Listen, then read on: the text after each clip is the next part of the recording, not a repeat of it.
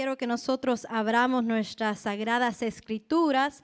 En el libro de Josué, su capítulo 6, vamos a estar dando lectura al versículo 20. Cuando todos lo tengan, me confirman con un amén fuerte. Amén. Lo leemos en el nombre del Padre, del Hijo y de su Espíritu Santo. Amén. Entonces el pueblo gritó y los sacerdotes tocaron las bocinas. Y aconteció que cuando el pueblo hubo oído el sonido de la bocina, gritó con gran vocerío y el muro se derrumbó. Y el pueblo subió luego a la ciudad, cada uno derecho hacia adelante, y la tomaron. Amén. En esta vida nosotros tenemos que ponernos a pensar que el tiempo que nosotros tenemos viviendo sobre esta tierra es limitado. Cuando nosotros vamos al libro de los Salmos, ahí nosotros vemos una comparación de la vida del ser humano. Es como la hierba que se seca, como la flor del campo. Un día está y el otro minuto ya no está. Cuando nosotros meditamos en la juventud, ¿dónde están los jóvenes del Señor? ¿Dónde están los guerreros del Señor? En esta etapa es donde usted está en la flor de la vida, donde físicamente usted tiene toda la fuerza del mundo. Pero déjeme decirle que mientras pasan los tiempos, mientras pasan los años, mientras pasan los días, así como nosotros vemos que el mundo va en una decadencia, también este cuerpo se va decayendo. Se van las fuerzas físicas. Y ahí es donde nosotros tenemos que pensar cómo yo voy a disfrutar cada día de mi vida. La palabra del Señor nos dice que tenemos que aprovechar de cada día que viene, pero no haciendo las cosas del mundo, sino haciendo las cosas que agradan al Señor. Ahora, cuando nosotros nos ponemos a meditar, estamos en el libro de Josué. Moisés ya ha muerto. Dios ha nombrado a otro sucesor. Ha nombrado a Josué, el siervo de Moisés, a liderar a una nueva generación. La generación pasada tuvo su experiencia con Dios, palparon el poder de Dios, pero tuvo su fin por decisiones que ellos mismos tomaron. Ahora, nosotros tenemos que meditar. La generación en que nosotros estamos viviendo es una generación completamente diferente a las generaciones pasadas. Después de nosotros vienen otra generación, vienen niños, van creciendo y ellos después van a ser los jóvenes sentados en esas bancas y ustedes jóvenes van a ser pues primeramente Dios, las damas y los caballeros, ¿verdad? Con sus hijos. Para que siempre haya un pueblo que le sirva al Señor. Pero ¿qué sucede? Esta nueva generación con la cual Dios ha llamado a Josué a liderar, no han experimentado el poder de Dios a tal grado como la generación antepasada. No estuvieron en el éxodo cuando salieron, no estuvieron ahí para recibir el maná del cielo, no estuvieron ahí cuando salió agua de la peña, sino que es una generación completamente diferente. A la luz de la palabra, esa generación que había salido de Egipto por consecuencia de su desobediencia murieron en el desierto. Y los únicos que quedaron eran Josué y Caleb. Ahora nosotros nos enfrentamos con esta nueva generación que le hace falta poder palpar el poder de Dios. Ahora yo le pregunto a usted, joven, como yo me preguntaba a mí misma, ¿he experimentado yo el poder de Dios? ¿He tenido yo una experiencia con el Señor? ¿O me estoy apoyando yo de las experiencias de mis padres, de las experiencias de mis antepasados? ¿Me estoy yo apoyando yo allí? Las experiencias que nuestros padres han pasado sirven de ejemplo. Pero es necesario que cada uno de nosotros podamos acercarnos ante a Dios y poder decirle: Señor, yo te conozco. Pero para poder decir algo así, se necesita pasar un proceso. Se necesita un acercamiento hacia Dios. Cuando nosotros observamos la vida de Job, al principio él era un hombre recto. No podían tacharle de algo que hacía mal. Aún hacía sacrificio por sus hijos. Pero en realidad no sabía, no conocía quién era Dios, sino hasta después de haber sido procesado, después de haber perderlo todo, es que entonces él puede decir: ahora mis ojos te ven. Hasta este momento, cuando nosotros vemos en Josué 6, capítulo 1, dice: ahora Jericó estaba cerrada, bien cerrada a causa de los hijos de Israel. Nadie entraba ni salía. Este pueblo iba en camino hacia conquistar la tierra prometida. Así como cada uno de nosotros estamos caminando en este mundo en conquistar no una promesa terrenal, sino una promesa celestial. No conquistar una Canaán terrenal, sino conquistar el reino de los cielos, donde habita el Padre y Cristo a la diestra. Pero para poder llegar allá, ¿qué hay que hacer?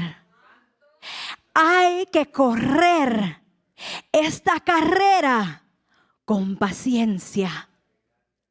Dios administraba mi vida bajo un tema: la prueba de fe produce paciencia.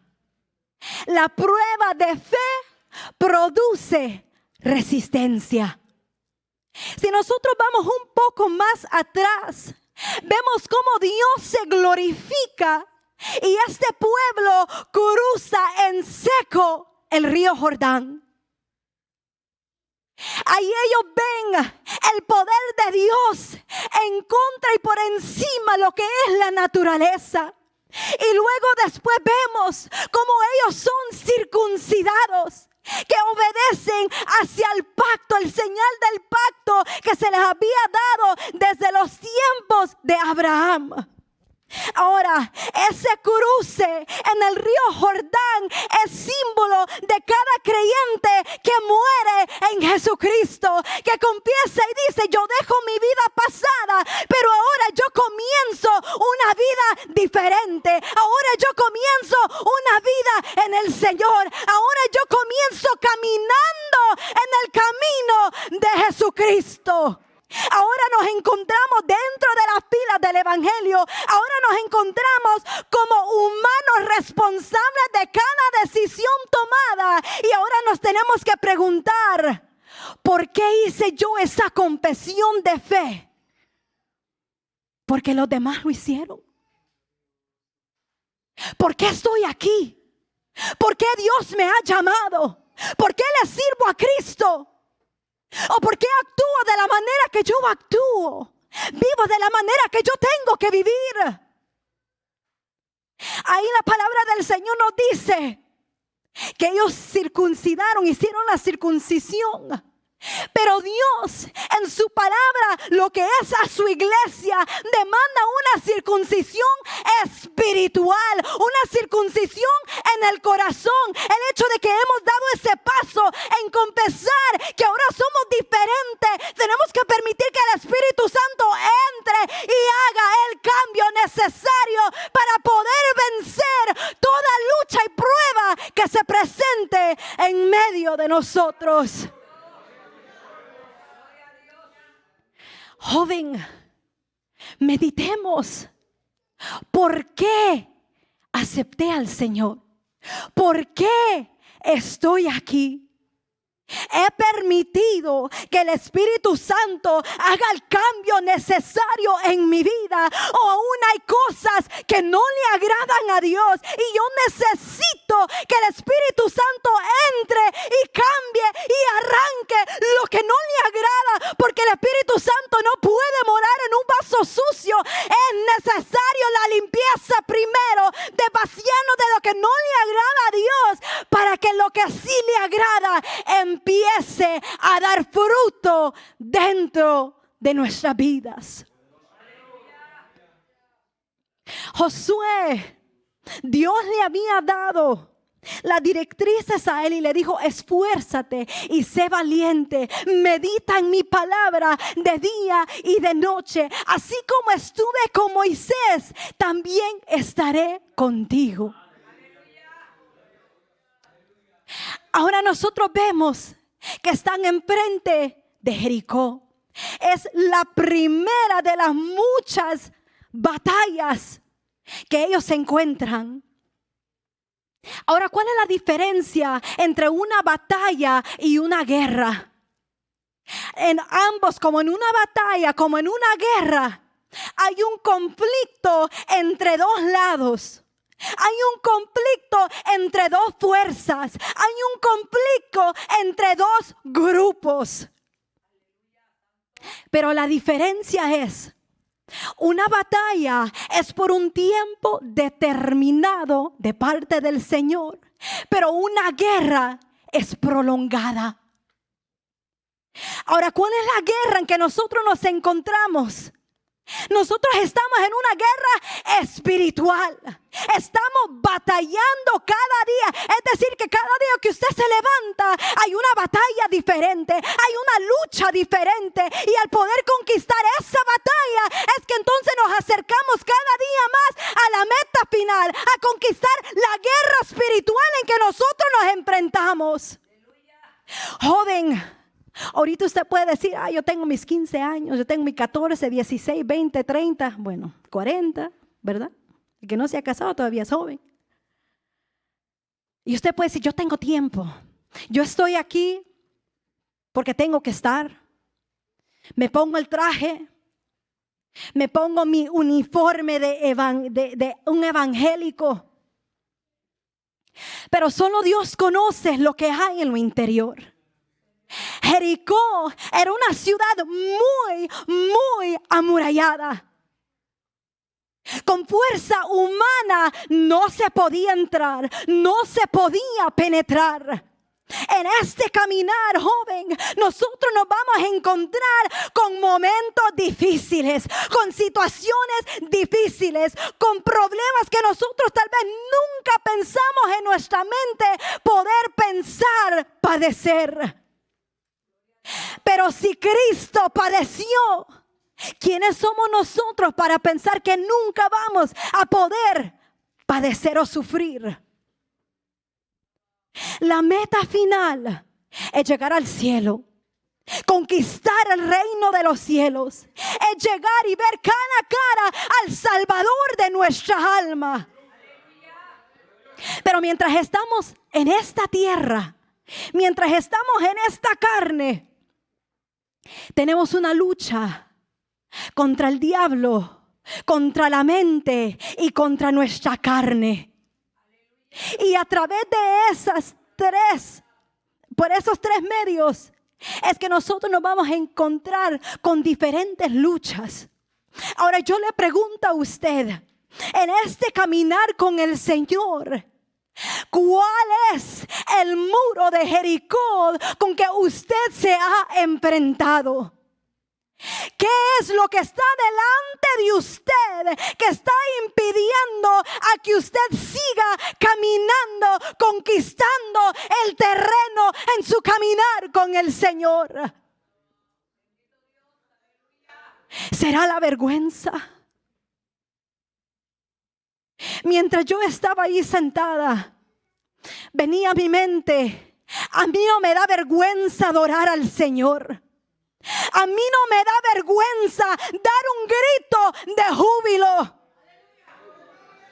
A mí no me da vergüenza servirle al Señor que me salvó de la perdición que estaba mi alma. ¿Cuál es el muro que está enfrente de usted, joven? ¿Qué es lo que impide una alabanza genuina a su nombre? Jehová le dio las instrucciones a Josué. Primero le asegura: yo te voy a dar la victoria. Mira, yo he entregado en tu mano a Jericó y a su rey, con sus varones de guerra, y le da las directrices: rodearás pues la ciudad, todos los hombres de guerra yendo alrededor de la ciudad una vez, y esto haréis durante 6 días. Y 7 sacerdotes llevarán 7 bocinas de cuerno de carnero delante del arca, y al 7º día daréis 7 vueltas a la ciudad, y los sacerdotes tocarán las bocinas, y cuando toquen prolongadamente el cuerno de carnero, así que oigas el sonido de la bocina, todo el pueblo gritará a gran voz y el muro de la ciudad caerá. Entonces subirá el pueblo, cada uno derecho hacia delante. Aquí nosotros observamos el orden de Dios. Josué era el líder espiritual. Dios se comunica con ese líder para darle las directrices al pueblo. Porque el pueblo sin instrucción no funciona. Porque el pueblo sin un líder no funciona. Y el líder de esta congregación que Dios ha dejado son nuestros pastores. Los que Dios ha delegado a liderar esta congregación en las situaciones espirituales. Porque nosotros no alcanzamos a ver lo que Dios les revela a ellos. A veces nosotros decimos: tanto que molestan, tanto que vienen con lo mismo. Pero es porque Dios ya les ha enseñado algo. Y si Dios les ha revelado a través de la palabra cómo conquistar las batallas, es de obedecer y sujetarnos. ¿Y qué vemos con este pueblo? Después de que Josué haya recibido esa instrucción, él va hacia el pueblo y les dice lo que tienen que hacer. Ustedes saben, jóvenes, que lastimosamente no todos los pastores son dirigidos por Dios. Hay algunos que se autodominan y son dirigidos por otras cosas. Pero el verdadero hijo de Dios, el verdadero varón de Dios, el que ha sido llamado por Dios, el que recibe verdadera palabra de Dios, lo que le va a decir es consejo de la palabra, no su propio concepto, no su propia doctrina. Si nos instruyen que hay que venir a la casa del Señor, hay que venir. Si nos instruyen que hay que escudriñar la palabra, hay que hacerlo. No hay que decir: es porque el pastor me dice. Es porque Dios a través de su palabra nos dice. Y ese pueblo captó el consejo y hacen como Dios le instruyó a Josué a que le dijera al pueblo. Llamando pues Josué dijo, hijo de Nun, a los sacerdotes les dijo: llevad el arca del pacto, y 7 sacerdotes lleven bocinas de cuerno de carnero delante del arca de Jehová. Y dijo al pueblo: pasad y rodead la ciudad, y los que están armados pasarán del arca de Jehová. Y así que Josué hubo hablado al pueblo. Aquí vemos la obediencia. Los 7 sacerdotes, llevando las 7 bocinas de cuerno de carnero, pasaron delante del arca del pacto y tocaron las bocinas, y el arca del pacto de Jehová los seguía. Adelante estaban los que estaban armados. Después seguían los 7 sacerdotes con los cuernos. Después seguía el arco del pacto, símbolo de que Dios estaba con ellos. Y después seguía la retaguardia. Cuando Dios da instrucciones, Él los da específicos y completos. Pero hay algo peculiar que se le dice al pueblo. Versículo 10. Y Josué mandó al pueblo diciendo: vosotros no gritaréis, ni se oirá vuestra voz, ni saldrá palabra de vuestra boca, hasta el día que yo os diga: gritad, entonces gritaréis. Yo me puse a meditar. Pasó un día, pasó 2 días, pasó 3 días, pasó 4 días, pasó 5 días, pasó 6 días y el muro seguía igual. El muro seguía impenetrable. Pero el pueblo del Señor, los hombres de guerra, los sacerdotes con los cuernos de bocina, allí iban. La retaguardia con el arca del pacto, allí iba en obediencia al Señor. Ahí iban caminando 1 día, 2 días, 3 días, 4 días, 5 días, 6 días.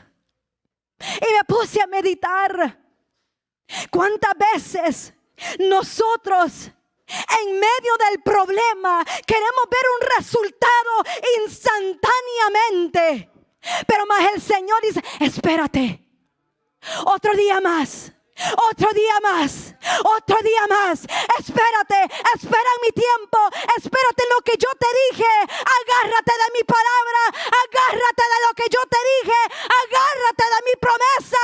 No te desvíes, sigue, aunque tú no lo ves, sigue caminando, sigue creyendo, sigue practicando esa fe. Pero cuántas veces cuando el Señor nos da una instrucción, en vez de guardar silencio, esperando en el cumplimiento del Señor, abrimos la boca. Cuando nosotros regresamos en el libro de Números, cuando Moisés mandó a los 2 espías a poder recorrer la tierra, que estaban a punto de entrar a la tierra prometida, de esos 12, habían 2 que salieron con un informe positivo. Pero habían 10 que regresaron con un informe negativo. Cuando Dios ya le había dicho que entraran porque ya tenían la tierra entregada de parte de Él. Pero por causa de esos 10 que regresaron con ese informe negativo, es que entonces causa que el pueblo sea amedrentado. Yo no sé en qué lucha usted se encuentra. Yo no sé cuál es la muralla que está enfrente de usted, pero en vez de decirle a los demás: mira mi problema, mira lo que me hace falta, mira que yo ya no puedo, mira que me hace falta para la renta, mira que me hace falta para yo poder comer, mira esta enfermedad, queja tras queja, tras queja, tras queja. Eso contamina. Eso amedranta a los débiles en la fe. Por amor a los débiles, hay que guardar silencio y no dejarnos usar como una contaminación, como un instrumento del enemigo.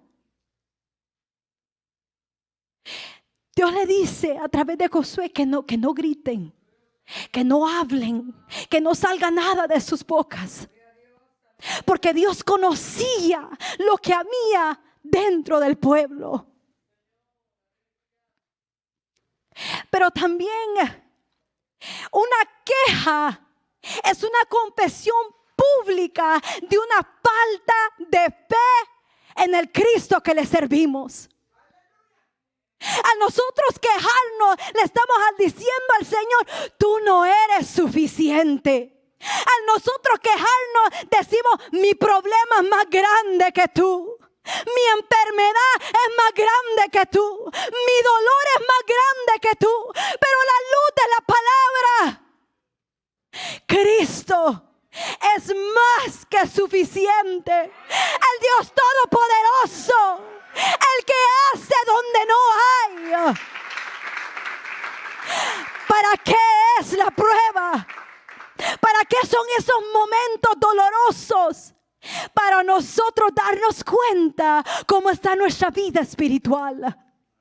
Para nosotros darnos cuenta que hay algo todavía que Dios tiene que quebrar. Y así como hay una queja en lo exterior, lastimosamente a veces hay una queja en lo interior. Tal vez no andamos diciendo a los demás, pero entre nosotros mismos, entre nuestra mente hay una batalla y no hemos aprendido a cómo agarrar esos pensamientos diabólicos y sujetarlos a la palabra. El que te dice, tú no puedes servirle al Señor, tú no vas a vencer, tú no puedes, tú vas a seguir en lo mismo, tú no vas a salir de eso. Cuando tú no le servías al Señor te iba bien. Mira ahora cómo está tu vida. ¿Cómo reprendemos eso? Con la palabra. Cuando la mente te dice, tú no puedes, claro que yo no puedo, pero hay un Cristo que sí puede a través de mí. El libro de Romanos lo dice, que somos más que vencedores por medio del que nos ha llamado y amado. Pero este pueblo tenía que aprender a esperar, tenía que aprender a guardar silencio, tenía que aprender a obedecer para poder ver la gloria de Dios manifestada en su vida. Y obedeció este pueblo. Hasta este momento sí obedecieron. Versículo 16. Y cuando los sacerdotes tocaron las bocinas la séptima vez, ya han pasado los 6 días. El séptimo día tenían que ir alrededor 7 veces. Es decir, que en total eran 13 vueltas que tenían que hacer. Y en esas 13 vueltas Dios estaba probando la fe de ese pueblo. Estaba probando si verdaderamente ellos creían en lo que no miraban, pero estaban seguros que si Dios se lo había prometido, así que iba a entregar esa ciudad con el rey, así iba a ser en la vida de ellos. Si Dios te ha dicho a ti, si Dios me ha dicho a mí que podemos servirle al Señor, que se puede ser joven y servirle al Señor. Tenemos el ejemplo de Daniel, tenemos el ejemplo de Josué, tenemos el ejemplo de José que huyó de esa tentación de la mujer de Potifar. Tantos ejemplos que tenemos de resistencia. La prueba es para que seamos más firmes en el Señor. ¿Cómo definimos la palabra paciencia? De acuerdo a la Real Academia Española, es la capacidad de soportar sufrimiento. A veces decimos paciente de saber esperar, pero es la capacidad de poder soportar algo que nos incomoda, que no nos gusta, que no es a nuestro gusto. Pero aquí este pueblo obedeció.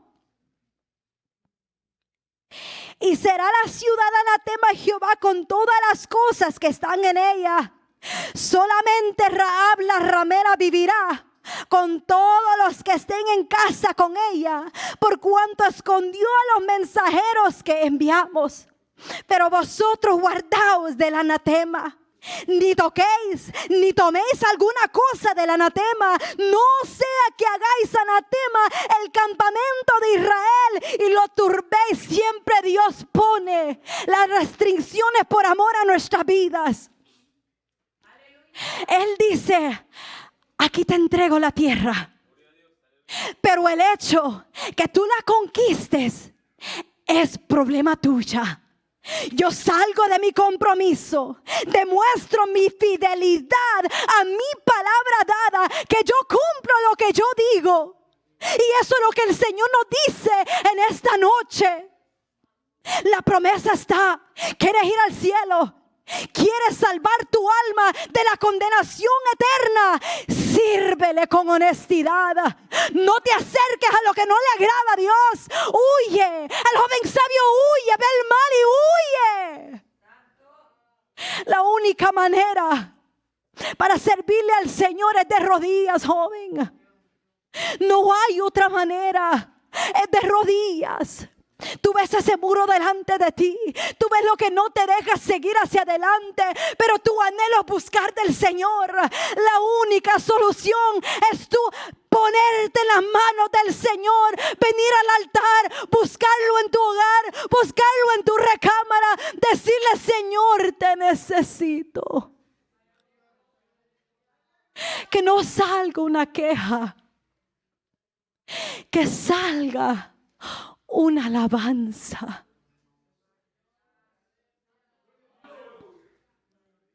Entonces el pueblo gritó y los sacerdotes tocaron las bocinas.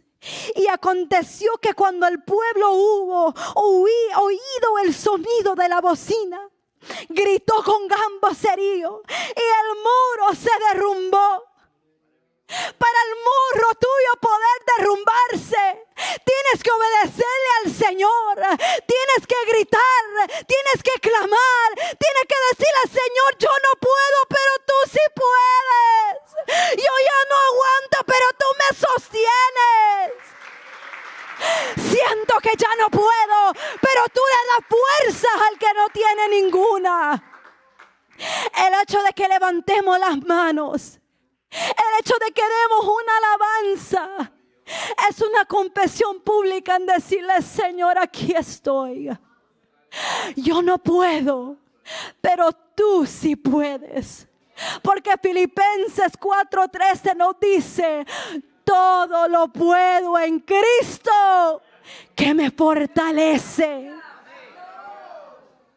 ¿Quieres tener un encuentro con el Señor? ¿Quieres experimentar el poder de Dios derrumbando esos muros en tu vida que no te permiten conquistar la guerra espiritual? Tírate de rodillas delante de la presencia del Señor. ¿Y sabe qué? Tú no peleas. Es Cristo. ¿Sabe qué sucedió antes que Josué llegara frente a Jericó? Se le presentó un ángel delante de él. Y ese ángel no era cualquiera. Josué le dice: ¿quién eres tú? ¿El que está con nosotros o el que está con ellos? Y él le dice: yo soy el príncipe de Jehová de los ejércitos. Y Josué se postró cabeza a tierra en humillación, porque reconoció que el que pelea por él, así como pelea por ti, es Cristo. Así que, joven, ponte en las manos del Señor, que Él te va a ayudar a conquistar cada lucha, cada prueba, y a través de ello va a fortalecer tu fe. Y vas a tener un encuentro, una experiencia con Dios. Que Dios te bendiga. Y el tiempo con nuestra pastora.